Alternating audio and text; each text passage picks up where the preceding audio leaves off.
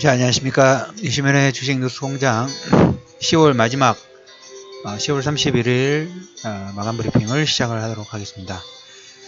지수 목표치를 계속 두 달 전부터 3000포인트를 코멘트를 드렸어요. 3000포인트에 대한 애지몽일까? 안 될까요? 그런 얘기를 계속 드리고 싶어요. 코스닥 700? 700은 이제 거의 됐다고 봐야죠. 그러면 조금 더 올려서 750포인트. 제가 생각하는 최종 목표치 부분들은 지금 얘기를 코멘트 드려봤자 큰 의미가 없을 것 같고 750포인트 정도 어려울까요? 외국인 2600 파동 어려울까요? 어떤 다른 힘보다는 가장 기본 베이스, 주식시장에서는 실적 베이스가 시장 자체의 판을 만들어 놨고 시간이 많으면 많고 3년에서 5년 정도라고 말씀을 좀 드렸죠. 그래서 어떻게 보면 이 기회 부분들, 항상 근데 주식시장은 업앤 등락 부분들이 있습니다. 상승할 때 수익을 내는 게 기본 매매 전체 원칙이라고 생각하시는 주식 투자 부분들에 대한 관점 부분도 어차피 주식 상승 부분들이 진행돼요. 지수상으로 올라오는 와중에 굳이 반대 방향 부분들 생각할 필요는 없겠지만 이제는 주식시장 역시 선물시장처럼 상승할 때 배팅 어떤 군하고 하락할 때 배팅 군 부분들을 달리할 수 있는 그런 마인드 부분들의 업그레이드가 좀 분명히 필요하다는. 그래서 주식시장의 상승의 골 자체가 크면 역시 하락의 골도 클 것이고 반대로 하락의 골이 크면 상승의 골도 크죠. 그래서 그 사이클만 우리 지수상의 사이클만 잘 타시더라도 은행 이자의 몇 배 수익 부분들은 충분히 내실 수 있다라는 얘기 좀 드려보도록 하겠습니다. 그래서 오늘은 3편 파당에 대한 애지몽 변동사항이 없습니다. 7월달 이쪽 팟캐스트 방송 부분을 시작하면서 계속 3000포인트 부분들의 애지몽 여러 번 얘기를 드렸고 지금 이제 2600도 안 됐어요. 2500 파동. 거기서 보면 400포인트 정도죠. 전체 지수가 조금만 업그레이드 되면 이건 3000포인트도 금방 갈 수 있는 그런 가격대예요. 단지 우리가 이제 어려운 거죠. 신고가 파동 부분들 나와가지고 계속 신고가 파동 부분들 할 때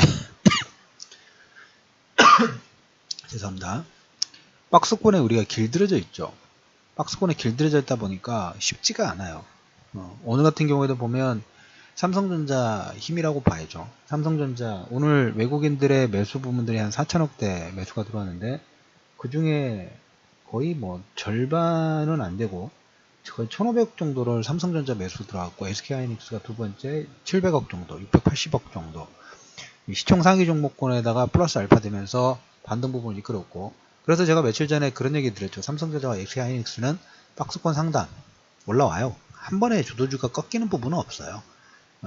단지 이제 유동성 부분들이 22 통화정책 회의로 인해서 시간을 조금 벌었죠. 그래서 이제 이 종목군들이 마침 주주 환원 정책이라든지 3년 동안 배당 한편으로 우려가 되는 부분이 없잖아 좀 있어요. 왜 그러냐면 3년 동안 거의 한 30조 정도 29조 원 정도 배당을 보장하고 그 다음에 그 자사주를 내년 1월 달까지 매입을 하죠. 자사주를 매입한다는 거 뭡니까? 급락이 안 나온다는 거예요. 일단 기본적으로 밑에 베이스를 깔아 두르니까. 그래서 이 자사주 매입을 71만 주 정도 그 다음에 배당 2020년도까지 3년 동안 배당 올해 2배 수준 확대. 그러면 외국인들 입장에서는 주가가 여기에서 급락이 나온 게 아니라 옆으로 횡보만 해도 돼요. 옆으로 횡보하게 되면 연말에 배당 받고 그 다음에 자사주로 매입 부분들 해가지고 거기에 물량 던지고 배당 받고 물량 받고 거기에 만약에 지수 자체가 올라오게 되면 원화가 강세로 인해서 환차익 부분도 없고 그러면 그냥 제주는 이쪽에서 부리는데 돈은 저쪽에 다 가져가는 그런 현상 부분들 되죠. 그래서 삼성전자 자체가 하반경직 부분들을 밑에 깔아놔 버렸어요. 깔아놨다 의미 부분들은 그래서 가지고 계신 분들은 이렇게 박스권 상단 정고점 부분들 이 정도 가격대에서 오버슈팅 나오면 일부 부분들 챙겨 두시는 것도 아니면 장기 투자 부분들 배당까지 받으셔도 상관은 없고요. 단지 여러분들한테 개인 투자자 영역 부분에서 매매 관점에서는 그렇게 매력적이지는 않죠. 오늘 반등 부분 나오긴 했지만은 가지고 기존에 보유하고 계신 분들만 반등이 나올 때 챙기는 전략 부분 말씀드릴 때 이런 이유가 있었다라는 말씀을 드리고 그래서 오늘 삼성전자가 거의 1500억, 하이닉스가 700억, 680억, 네이버가 400억 정도 매수가 들어오는데 여기에 플러스 알파로 여러분들한테 계속 얘기 드렸던 자동차 섹터가 오늘 반등 부분들 해버렸죠.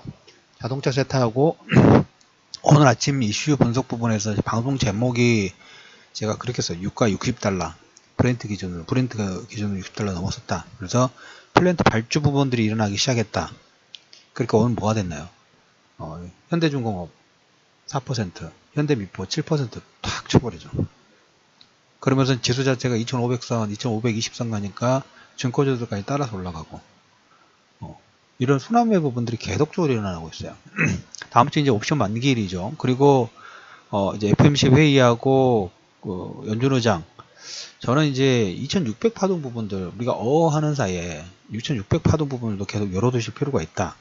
대형주 쪽 경기 민감주 쪽 보유하시는 분이라면 계속 그대로 마찬가지예요. 그러니까 SK하이닉스하고 IT 전기전자 쪽은 퍼포먼스 부분들이 나왔기 때문에 여기에서 이제 3, 4분기에서 4, 4분기 이 시점까지 어떤 예전처럼 강한 상승보다는 차익 매물 부분들이 계속 추리할 가능성이 있기 때문에 정고점 수준 부분들 박스권 상단 부분 오면 일부 챙겨 두자는 코멘트 드렸고 그 외에 경기 민감주 섹터 부분 보유하신 분이라면 계속 들고 가자 말씀드렸죠. 없으신 분들라도 최소 10에서 20% 늦어도 20에서 30% 정도 비중 부분들은 좀 챙겨 갔으면 하는 부분들 기조 부분 변동 사항이 없습니다. 여기서 이제 우리가 소폭 측면에서 한번 시나리오를 한번 그려보죠. 어떤 게 되면 돌파파동 부분들이라든지 조금 강한 상승파동 오늘 같은 경우 보면 자동차 섹터가 뭐 종목군별로 하지만 현대 기아차가 2, 3% 정도 현대차, 기아차 여러 번 얘기 드렸죠. 그 계속 전저점 깨질 때부터 밸류상 너무 싸다. 밸류상 너무 싸다라는 코멘트 들었고 지금은 저가 대비 거의 20% 이상의 반등 부분들이 나왔어요. 아직도 싸요. 그러면서 여러분들 기억나시죠? 삼성동 부지에서 그 삼성동 부지 한전 부지 앞에 코엑스가 있는데 코엑스하고 코엑스하고 한전 부지 사이에 도로가 8차로인가 아마 10차로인가 될 겁니다. 거기를 GTX가 앞으로 이제 들어갈 거니까 GTX라든지 2호선, 9호선 복합 환승센터 부분들 만들기 위해서 지상의 도로를 공원화를 만든다고 말씀을 좀 드렸어요. 그러면 아시다시피 공원이 주변에 있으면 집가가 올라가죠. 거기에 이제 그 미국 쪽에서 신차 효과, 그 다음에 러시아, 남미 쪽에서 어떤 업그레이드 이런 분들에 의해서 근데 이제 거기에 결정적으로 사드 관련된 부분들이 반곡점을 찍으면서 순풍을 좀 달았죠. 워낙 많이 빠졌어요. 거기에 대한 어느 정도 원상 회복 정도의 그런 가능성으로 보시면 될 것 같고 그래서 저쪽은 아직도 그냥 두시면 돼요. 보유하신 분들은 조금 올라왔으니까 불안해하지 마시고 그냥 두시면 돼요. 워낙 저평가 영역 부분들이 있으니까.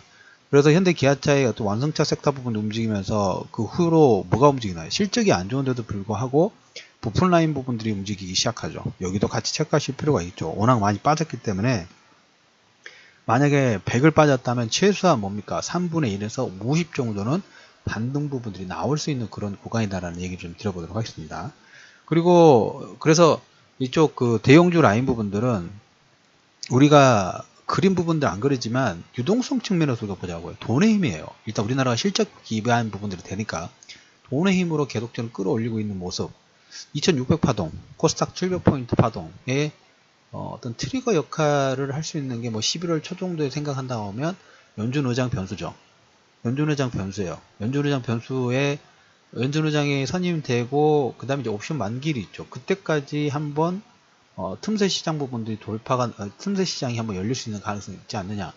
신용 잔고는 말씀드렸던 것처럼 조금 더 업그레이드 됐어요. 코스닥이 지금 4조 4천억, 코스피가 4조 3천억 정도 신용 잔고가 업그레이드 되면서 양쪽 시장에 총 8조 7천억의 신용 잔고 부분들이 좀 있습니다. 그래서 단기적으로 옵션 만기 시점까지 트레이딩 부분들, 그 다음에 종합지수의 계속 업그레이드 가능성 부분들 열어두실 필요가 있겠고 어제 코스닥 쪽에서 바이오테크놀로지, 코스닥은 약간 시장에서 좀 소외를 좀 받았죠. 왜냐면 오늘 같은 경우에는 삼성전자하고 SK하이닉스 쪽 시총 상위 종목군에 매수가 집중이 되다 보니까 코스닥은 약간 번외로 좀 들어갔던 부분이 없지 않아 있어요.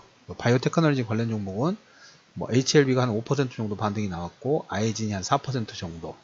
그 다음에 뭐 홈캐스트라든지 뭐 케어젠, 제노포커스는 1% 전후 상승 부분들 진행되면서 여전히 다른 종목 대비 코스닥 내에서 다른 종목 대비 순풍 부분들이 계속 좀 일어나고 있고, 오늘 그 특징 중에 하나가 삼성전자가 삼성하고 LG 디플이 뭐 이번 달하고 다음 달, 특히 이제 12월 달, 이제 11월 달, 이 12월 달이 되면 한중 정상회담 부분들의 가능성이 자체가 크죠.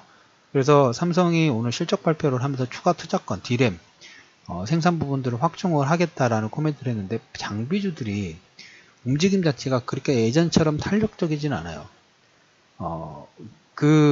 이렇게 추가 투자 부분들에 대한 기대감으로 지난번에 슈팅 부분이 나왔다면, 지금은 저렇게 되면, 물론 이제 LG 투자권이라든지 LG가 중국 투자권 부분도 풀리지 않았기 때문에 삼성과 LG는 약간 좀 틀리기는 합니다만은, 일단 한꺼번에 통으로 봤을 때 발주 부분들이 일어나고, 발주에 대한 지금 어떻게 보면 발주를 하겠다라는 그런 기대감이고, 정작 실질적인 발주 부분이 하나하나씩 진행될 때 그 관련 종목군들은 실적 베이스 부분들로 반등 가능성 부분들이 있지 않느냐라는 코멘트를 좀 드려보도록 하겠습니다. 자, 그래서 오늘 마감 브리핑 부분에서 아무래도 이제 개인 투자자분들은 지수가 계속 올라가다 보니까 불안하고, 그래도 이제 가끔 이슈매님이 신용장고 관련된 부분들 얘기하니까 불안하실 수 있어요. 불안하실 필요는 없고, 이런 가능성 부분들을 좀 말씀을 좀 드려보고 싶어요. 내가 생각하는 지수의 타겟 부분들을 너무 낮게 보지 마시고, 제가 말씀을 드렸던 것처럼 3000파동 부분들은 석 달 전부터 7월 달부터 제가 팟캐스트 방송 부분들을 시작을 했으니까 7월 달부터 3000파동이나 예지몽 관련된 부분들 제목이라든지 코멘트들을 드렸었죠. 그 변동사항이 없습니다. 그 예지몽 부분들을 계속적으로 유지하실 필요가 있고, 그렇다고 하면 현재 2500파동 부분들은 아직도 한참 남아있는 거죠. 코스닥 700 아주 보수적으로 본 거예요. 코스닥 700포인트 아주 보수적으로 본 겁니다. 750포인트는 그냥 기본이에요. 기본이라는 코멘트를 드리면서, 그러면 이게 스트레이트로 가지 않고 가는 김에 중간중간 쉬어 가면서 가는 파동 부분들이 나오겠죠. 그럴 때 여러분들 생각하실게 좋은 장이나 시각 부분들을 유지하신다 하면 그 중간중간에 쉬는 파동 부분들, 단기 뭐 호흡 조절이라든지 아니면 가격 조정 부분들의 어떤 그런 구간 부분들은 어떤 관점일까요? 좋은 장의 시각이라면 저가 매수의 찬스 부분들이 될 수 있겠죠. 그 기존 파동 부분들에 대한 기대감 부분들을 유지하실 필요가 있으면서, 계속적으로 지수 2600 파동 1차적으로, 그 다음에 코스닥 700은 뭐 된 거나 다름이 없기 때문에 700 돌파 후에 안착 파동 부분들에 대한 그림 부분들을 계속적으로 그려두시면서 주시기를 말씀을 좀 드리면서, 금요일 이슈맨의 주식 뉴스 강좌 10월 마지막 일입니다. 가족분들과 치맥 맛있게 드시고 조만간 2600에서 뵐 수 있기를 기대를 하면서 금요일 마감 시향방송 마무리하도록 하겠습니다.